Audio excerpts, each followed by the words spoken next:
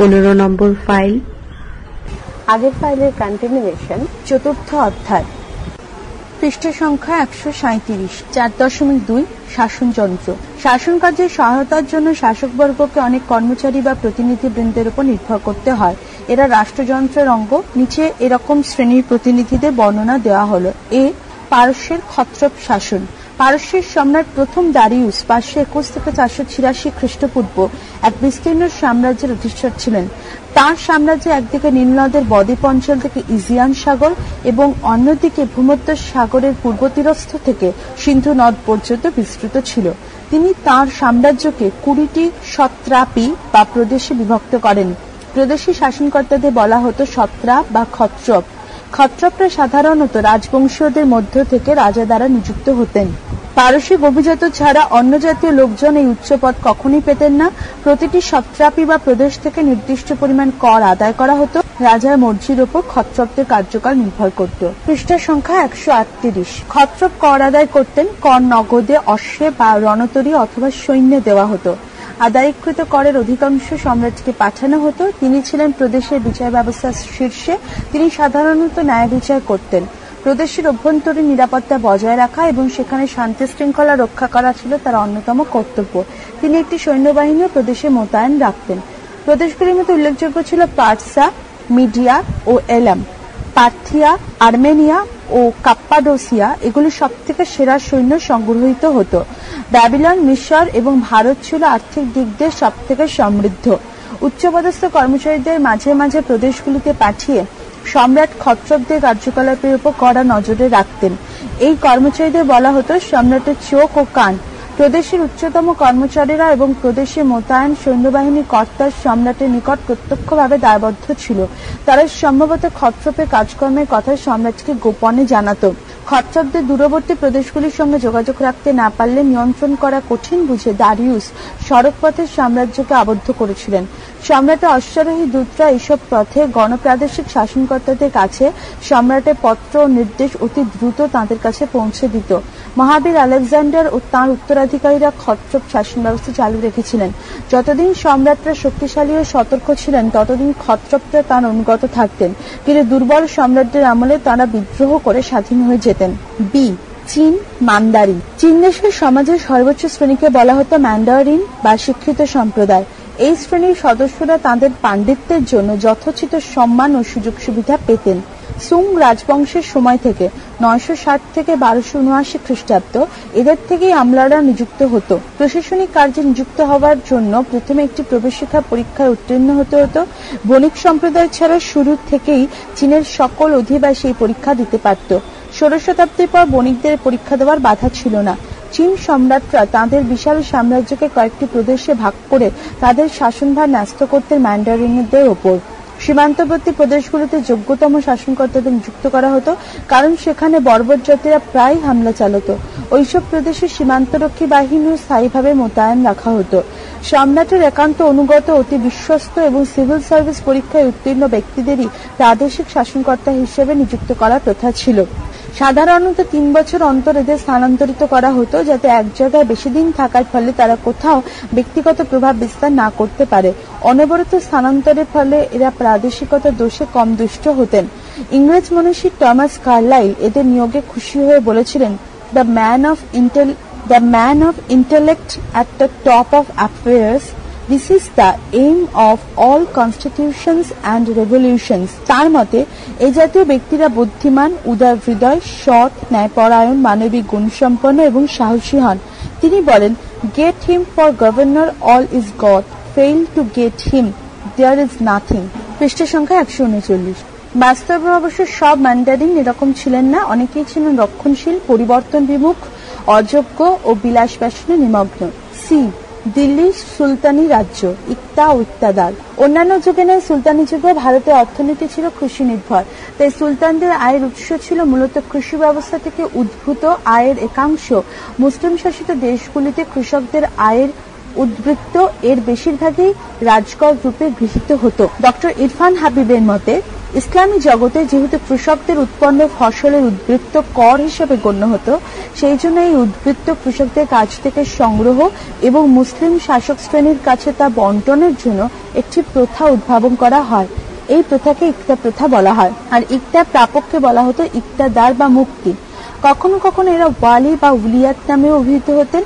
এই মুক্তিগণ নিয়মিত রাজস্ব আদায় ছাড়া প্রজাদের উপর অন্য কোনো অধিকার আরোপ করতে পারতেন না।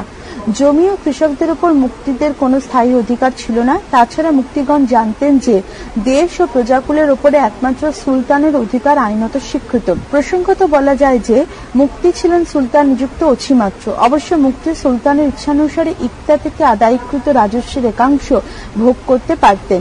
বিনিময়ে তিনি একটি সেনাবাহিনী পোষণ করতেন এবং সুলতানদের প্রয়োজনে এই বাহিনী দ্বারা তাকে সাহায্য করতেন। তাছাড়া ওই বাহিনীর মাধ্যমে নিজ নিজ অঞ্চলে শান্তি রক্ষা করা, নিরাপত্তা বিধান করা ও সুলতান বিরোধী যে কোনো আন্দোলন দমন করা ও মুক্তিদের কর্তব্য ছিল। ইলতুৎমিশের আমলে ইক্তা ব্যবস্থা। ইলতুৎমিশ মূলত তুর্কি সেনাপতিদের মধ্যে ইক্তা বিলি করেন এবং ইক্তা ব্যবস্থাকে প্রাদেশিক শাসনের ভিত্তি হিসেবে গড়ে তোলেন। তার প্রধান লক্ষ্য ছিল নববিজিত অঞ্চলের ওপর দৃঢ় নিয়ন্ত্রণ আরোপ করা। এজন্য তিনি তুর্কি সমন্বয়কদের মধ্যে নববিজিত স্থানগুলোকে ইক্তা হিসেবে বিলি করে দেন। কিন্তু ইক্তা ব্যবস্থার মধ্যে সামন্ততন্ত্র বীজ লুকিয়ে থাকায় বিচক্ষণ ইলতুৎমিশ মুক্তিদের বিভিন্ন ইক্তায় বদলি করার নীতি নেন। প্রত্যেক মুক্তিদের নির্দিষ্ট সংখ্যক সৈন্য দিয়ে সুলতানকে সাহায্য করার রীতি প্রচলিত হয়। তাছাড়া এই সময় থেকে মুক্তিপণ নিজ পছন্দ মতো ব্যক্তিকে ইক্তার জমি ইজারা দিতে পারতেন। এই ইক্তার আয় থেকে ইক্তাদার তার অধীনস্থ সৈন্যের বেতন দেওয়ার ব্যবস্থা করতেন। অপরদিকে সুলতান খালিসার জমির আয়তন বৃদ্ধি করার চেষ্টা করতেন। মোটামুটিভাবে দিল্লি ও তার পার্শ্ববর্তী জেলাগুলি সহ দোয়াবের কিছু অঞ্চল সুলতানের খালিসার অন্তর্ভুক্ত ছিল। গিয়াসউদ্দিন বলবান ইক্তা পদ্ধতির ত্রুটি সম্পর্কে অবহিত থাকা সত্ত্বেও জমি ইজারা দেওয়া পদ্ধতি একেবারে বন্ধ করেননি। তবে যেসব মুক্তি নিয়মিত সামরিক সাহায্য পাঠাতেন না, তিনি তাদের ইক্তা বাজেয়াপ্ত করেন। জিয়াউদ্দিন বার্নির বিবরণ থেকে জানা যায় যে বলবানের রাজত্বকাল থেকে ইক্তার আয়ের উদ্বৃত্ত অংশ সুলতানের কোষাগারে পাঠিয়ে দেওয়ার নিয়ম প্রবর্তিত। পৃষ্ঠা সংখ্যা 140।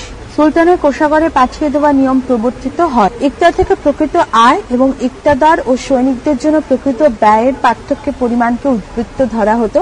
বলবানের রাজত্বকালে মুক্তির সঙ্গে একজন করে খাজা নিযুক্ত হতেন। সম্ভবত খাজার অন্যতম দায়িত্ব ছিল ইক্তার আয় ব্যয়ের হিসাব রাখা এবং সুলতানকে দেয় রাজস্বের পরিমাণ সুনিশ্চিত করা। আলাউদ্দিন খলজি রাজত্বকালে ইক্তা ব্যবস্থা কয়েকটি গুরুত্বপূর্ণ পরিবর্তন সাধিত হয়। তার আমলে রাজ্যে বিরাট বিস্তৃতি ঘটে এবং মুসলিমদের অধিকৃত অঞ্চলে কৃষকদের উপর ভূমি রাজস্ব ধার্য করা হয়। দূরবর্তী অঞ্চলগুলিতে নিযুক্ত করলেও রাজধানীর নিকটবর্তী অঞ্চলগুলি সুলতানের খালসা জমিতে পরিণত হয়। আলাউদ্দিন তার সেনাদলকে নগদে বেতন দেওয়ার প্রথা চালু করেন। তাছাড়া তিনি অনেক ইক্তা জমিকে খালসা জমিতে পরিণত করেন। খালসা জমির সমগ্র আয় রাজকোষে জমা হয়। আলাউদ্দিন তার সমগ্র সেনাপতিদের ইক্তা বরাদ্দ করলেও ইক্তার রাজস্বের হার তিনি নির্দিষ্ট করেছেন এবং তার আদেশ মতো ইক্তা আদায়ের ব্যবস্থা হয়। দেওয়ানি ওয়াজির অর্থাৎ রাজস্ব বিভাগ থেকে প্রতি বছর এই খাজনা স্থিরীকৃত হয়। জিয়াউদ্দিন বার্নি বলেন যে আলাউদ্দিনের রাজস্ব মন্ত্রী ইক্তা আয় ব্যয়ের হিসাবের জন্য গ্রামের হিসাব রক্ষক পাটপাড়িতে পরীক্ষা করতেন। অসৎ মুক্তি ও রাজকর্মচারীদের জরিমানা, কারাদণ্ড ও অন্যান্য কঠোর শাস্তিদানের নীতি গ্রহণ করা হয়। গিয়াসউদ্দিন তুগলক। আলাউদ্দিনের প্রবর্তিত ইক্তা ব্যবস্থার কঠোরতা গিয়াসউদ্দিন তুগলক অনেকটা পরিমাণ হ্রাস করেন। তবে তিনি পূর্ববর্তী ব্যবস্থার কোনো মৌলিক পরিবর্তন ঘটাননি। তিনি রাজস্ব বিভাগকে বার্ষিক করের পরিমাণ 1/10 অপেক্ষা বেশি বৃদ্ধি করতে নিষেধ করেন। বার্নি ও সানির বিবরণ থেকে জানা যায় যে গিয়াসউদ্দিন তুগলকের আমলে সৈন্যের সরবরাহের শর্ত ছাড়াই কেবলমাত্র রাজস্ব দানের চুক্তিতে ইজারা দেওয়া হতো। আবার অনেক সময় আদায়কৃত অর্থের একটি ক্ষুদ্র অংশের বিনিময়ে অনেক মুক্তি তাদের দায়িত্ব পালন করতেন। মোহাম্মদ বিন তুগলকের রাজত্বকালে ইক্তা ব্যবস্থা পরিচালনা সম্পর্কে মাসালিক আল আবসাব শীর্ষক গ্রন্থের বিশদ বিবরণ জানা যায়।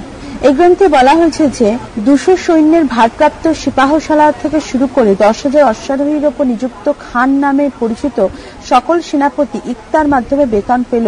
সাধারণ সৈন্যগণ রাজকোষ থেকে নগদ বেতন পেত। ফলে মোহাম্মদ বিন তুগলকের আমলে ইক্তা ব্যবস্থা অখণ্ডতা বিনষ্ট হয়। ইবন বতুতার রচনাতেও অনুরূপ বিবরণ পাওয়া যায়। সম্ভবত মোহাম্মদ বিন তুগলকের আমলে সেনাপতিদের সঙ্গে সুলতানের বিবাদ উপস্থিত হলে তিনি সেনাপতিদের ক্ষমতা ও অতিরিক্ত আয় বৃদ্ধির সঙ্গে বাধা সৃষ্টির জন্য এই নীতি গ্রহণ করেন। তার আমলে ইকতাদারকে রাজস্ব আদায় সংক্রান্ত প্রশাসনিক ব্যয় ও ব্যক্তিগত ব্যয় সংকুলানের জন্য সামান্য কিছু অর্থ রেখে সমস্ত অর্থ রাজকোষে প্রেরণ করতে হতো। পৃষ্ঠা সংখ্যা 141। ফিরোজ শাহ তুগলক। ফিরোজ শাহ তুগলক রাজনৈতিক সংকটের সময় সিংহাসন লাভ করেন। তাই সেনাপতিদের সন্তুষ্ট করার জন্য তিনি নতুন রাজস্ব ব্যবস্থা প্রচলন করেন।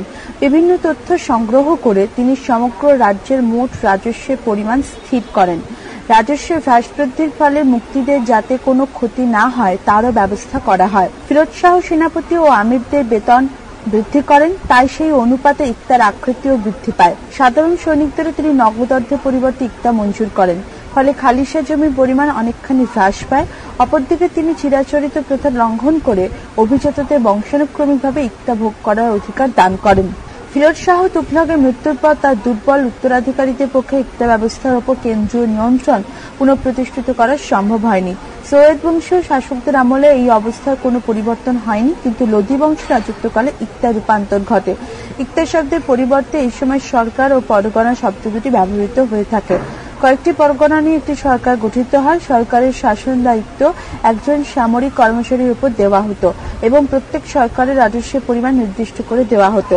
সরকারি শাসনকর্তার সামরিক দায়িত্ব ছাড়া অন্যান্য দায়িত্ব পালন করতেন। তিনি তাঁর অধীনস্থ কর্মচারীদের মধ্যে বিভিন্ন অঞ্চল বন্টন করে দিতেন। এইসব অঞ্চলের আয় থেকে সৈনিকদের ব্যয় নির্বাহ করা হতো। কেন্দ্রীয় সরকারের দুর্বলতার সত্ত্বেও লোদি আমলে মূল ইকতা ব্যবস্থা বৈশিষ্ট্যগুলি মোটামুটি বজায় ছিল। ইকতা ব্যবস্থা বৈশিষ্ট্যগুলির উপর ভিত্তি করে মোগল সম্রাটগণ তাদের জায়গীর ব্যবস্থা গড়ে তুলেছিলেন। ইকতা ব্যবস্থার মাধ্যমে দিল্লির সুলতানদের কয়েকটি উদ্দেশ্য সিদ্ধ হয়েছিল। 1. ইকতা বিলির মাধ্যমে আমির ও মালিকদের সন্তুষ্ট করা সম্ভব হয়েছিল। 2. সুলতানি রাজ্য স্ফীত হওয়ায় দূরবর্তী অঞ্চলে যোগাযোগের যে অসুবিধা দেখা দিয়েছিল, ইকতাদার নিয়োগের মাধ্যমে তা দূর হয়েছিল। 3. ইকতা ব্যবস্থা নতুন নতুন বিজিত এলাকা থেকে রাজস্ব আদায় সুনিশ্চিত করেছিল। 4. প্রথম দিককার সুলতানগণ এই ব্যবস্থার মাধ্যমে তৎকালীন ভারতে প্রচলিত সামন্ততান্ত্রিক প্রবণতার অবসান ঘটিয়ে এদেশের মুসলিম অধিকৃত অঞ্চলগুলিকে কেন্দ্রীয় শাসনের আওতায় এনেছিলেন। সুলতানগণ কেন্দ্রীভূত শাসন ব্যবস্থা গড়ে তোলার জন্য ইকতাদারদের উপর কেন্দ্রীয় নিয়ন্ত্রণ বজায় রাখার উদ্দেশ্যে কয়েকটি ব্যবস্থা গ্রহণ করেছিলেন। ইকতাদারদের জমির মালিকানা দেওয়া হয়নি, ইকতার অধিকার বংশানুক্রমিক করা হয়নি। অনেক সময় একে ইকতা থেকে অন্য ইকতায় বদলি করা হতো। তাছাড়া ইকতাদারদের কাজকর্মে সরকারি হস্তক্ষেপ ঘটত। কিন্তু এসব সত্ত্বেও শেষ দিককার সুলতানগণ ইকতার ওপর কেন্দ্রীয় কর্তৃত্ব সম্পূর্ণ বজায় রাখতে পারেননি। ইকতাদারগণ ইকতার ওপর স্বাধীন কর্তৃত্ব প্রতিষ্ঠিত করার চেষ্টা করতেন। দুর্বল সুলতানদের পক্ষে তাদের কাজকর্ম নিয়ন্ত্রণ করা সম্ভব হতো না। আবার ইকতাদারগণ অধিক অর্থের লোভে অনেক সময় ইকতার জমি অন্যকে ইজারা দিতেন, ফলে বাড়তি অর্থের বোঝা কৃষকদের বহন করতে হতো। তাই মোগল অঞ্চলে ইকতা ব্যবস্থার বদলে জাগির ব্যবস্থা প্রবর্তন করা হয়। মোগল মনসবদারি প্রথা। সম্রাট আকবরের শাসন ব্যবস্থা অন্যতম বৈশিষ্ট্য হল 1577 খ্রিস্টাব্দে মনসবদারি ব্যবস্থা প্রচলন। পৃষ্ঠা সংখ্যা 142। মনসব কথাটির অর্থ হল পদমর্যাদা। জায়গির সমস্যা ও সামরিক সমস্যার সমাধানে এই প্রথা গড়ে ওঠে। এই প্রথার বৈশিষ্ট্য হল বেতন অনুযায়ী কর্মচারীদের পদমর্যাদা স্থির করা। 10 থেকে 10,000 মোট 33টি স্তরে মনসবদারগণ বিভক্ত ছিলেন। তবে 6,000 থেকে 10,000 পর্যন্ত মনসবদার রাজপরিবারের সদস্যদের জন্য নির্দিষ্ট থাকত। মনসবদারগণ নগদ অর্থে জায়গির থেকে যে অর্থ পেতেন তা থেকে নির্দিষ্ট সংখ্যক সৈন্য, অশ্বারোহী সৈন্য পোষণ করতে হতো এবং সম্রাটকে প্রয়োজনে সাহায্য করতে হতো। এই পদ বংশানুক্রমিক ছিল না। উল্লেখযোগ্য, মনসবদারগণকে বেসামরিক দায়িত্ব পালন করতে হতো। তবে প্রসঙ্গত বলে রাখা ভালো যে মনসবদারি প্রথার উদ্ভব ঘটেছিল মধ্য এশিয়ায়। মনসবদারদের সরকারি উদ্যোগে গণনার জন্য সৈন্য জমায়েত অনুষ্ঠানে তাদের সৈন্য গাড়ি ঘোড়া নিয়ে আসতে হতো। তো এখানে তাদের ঘোড়াগুলি ডেগে দেওয়ার ব্যবস্থা ছিল। যদি দেখা যেত কোনো মনসবদার নির্দিষ্ট সংখ্যক সৈন্য, ঘোড়া প্রভৃতি আনতে পারেনি, তাহলে তাদের পদমর্যাদা হ্রাস করা হতো এবং তাদের সৈন্য সংখ্যাও কমিয়ে দেওয়া হতো। স্তর। আকবর চেয়েছিলেন মনসবদারদের 60টি স্তরে বিভক্ত করতে, কিন্তু আবুল ফজল মাত্র 33টি স্তরের উল্লেখ করেছেন। তবে 66টি স্তরের মনসবদারদের জন্য নির্দিষ্ট ঘোড়া, হাতি, উট প্রভৃতির সংখ্যা এবং প্রাপ্য বেতনেরও তিনি উল্লেখ করেছেন। 1605 খ্রিস্টাব্দে আকবরের মনসবদারদের সংখ্যা ছিল 2941। যেসব মনসবদার 500-এর বেশি অশ্বারোহী সৈন্যের কর্তা ছিলেন সম্ভবত তাঁদের আমির বলা হতো। আগে মনসবদারদের পদমর্যাদাকে বলা হতো জাট। 1595 খ্রিস্টাব্দ নাগাদ আকবর সওয়ার পদ চালু করেন, খানিকটা বাধ্য হই। জাট ও সওয়ার।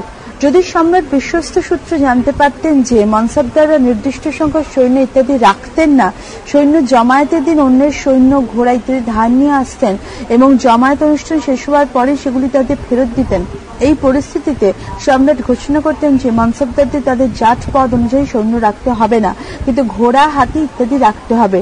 কিন্তু যেসব মনসবদার সওয়ার হিসেবে নিযুক্ত হবেন তাদের নির্দিষ্ট সংখ্যক অশ্বারোহী সৈন্য রাখতেই হবে। আকবরের রাজত্বের শেষ দিকে অধিকাংশ মনসবদারই জাট ও সওয়ার পর্যায়ভুক্ত ছিলেন। যাদের সওয়ার ও জাট সমসংখ্যক ছিল তাদের প্রথম শ্রেণী মনসবদার বলা হতো। যাদের সওয়ার পদ অনুযায়ী জাটে অর্ধেক সৈন্য রাখতে হতো তারা দ্বিতীয় শ্রেণী রূপে পরিচিত হতেন, আর যাদের সওয়ার পদ অনুযায়ী জাটের অর্ধেকের কম সৈন্য রাখতে হতো তারা ছিলেন তৃতীয় শ্রেণীর। প্রাপ্ত বেতন অনুযায়ী অশ্বারোহী সৈন্যদেরও 3 ভাগে ভাগ করা হতো। এক, যারা 3টি করে অশ্ব রাখত এবং যাদের বেতন ছিল 1000 দাম তারা প্রথম শ্রেণীভুক্ত। যারা 2টি করে অশ্ব রাখত এবং 800 দাম বেতন হিসেবে পেত তারা দ্বিতীয় শ্রেণী। যার মাত্র 1টি করে অশ্ব এবং মাইনে 600 দাম তারা ছিল তৃতীয় শ্রেণীর অন্তর্ভুক্ত। নিয়ম: সম্রাট নিজের সমস্ত মনসবদারদের নিযুক্ত করতেন। আকবরের আমলে মধ্য এশিয়ার মুসলমান, পার্সিক মুসলমান এবং হিন্দু রাজপথে উচ্চ শ্রেণীর মনসব দেওয়া হতো। ভারতীয় মুসলমানরা কখনো কখনো এই সুযোগ পেত, কখনো কখনো মনসবদারদের নগদে উচ্চ বেতন দেওয়ার ব্যবস্থা ছিল, তবে সাধারণত তাঁদের জায়গিরি দেওয়া হতো। বেতন বেতন ও মর্যাদার দিক থেকে মনসবদারদেরকে আবার 2 আসপা ও সি আসপা, এই পৃষ্ঠা সংখ্যা 143, মনসবদারদেরকে আবার 2 আসপা ও সি আসপা এই 2 শ্রেণীতে ভাগ করা হতো। যেসব সৈনিকের 2টি চালক অশ্ব ছিল তাদের 2 আসপা এবং যাদের 3টি চালক অশ্ব ছিল তাদের সি আসপা মনসবদার বলা হতো। এসব মনসবদাররা সাধারণত রাজ পরিবারের লোক হতেন। আহাদি ও দাখিলি মনসবদারি প্রথার সঙ্গে সামঞ্জস্য রেখে সম্রাট আকবর আরো 2 শ্রেণীর সেনাবাহিনী গঠন করেন। তারা আহাদি ও দাখিলি নামে পরিচিত ছিল। মনসবদারদের অধীনে দাখিলিরা একটি নির্দিষ্ট সংখ্যক সেনাবাহিনীকে গঠন করে। তারা রাজকোষ থেকে বেতন পেত। আহাদিরা নিজেরাই ছিল একটি বিশেষ শ্রেণী। তারা সম্রাটের দেহরক্ষী হিসেবে কাজ করার জন্য সম্ভ্রান্ত পরিবারের লোকদের মধ্য থেকে নিযুক্ত হতো। তারা মনসবদার পদভুক্ত ছিল না, তাদের বেতন ছিল তুলনামূলক বেশি। औरंगजेबेर राजत्वकाले मनसबदारी व्यवस्था रूपान्तर। औरंगजेबेर आमले मनसबदारদের 50% জায়গির বেতন পেতেন, বাকিরা বেতন পেতেন নগদে। প্রথম শ্রেণীভুক্ত 5000 মনসবদারদের মাইনে ছিল মাসে 30,000 টাকা। এ থেকে তাকে নির্দিষ্ট সংখ্যক ঘোড়া, হাতি, ভারবাহী পশু প্রভৃতি রাখতে হতো। বাকি অর্থ তিনি ব্যয় করতেন তাঁর এবং তার পরিবারের লোকজনের ভরণ পোষণের জন্য।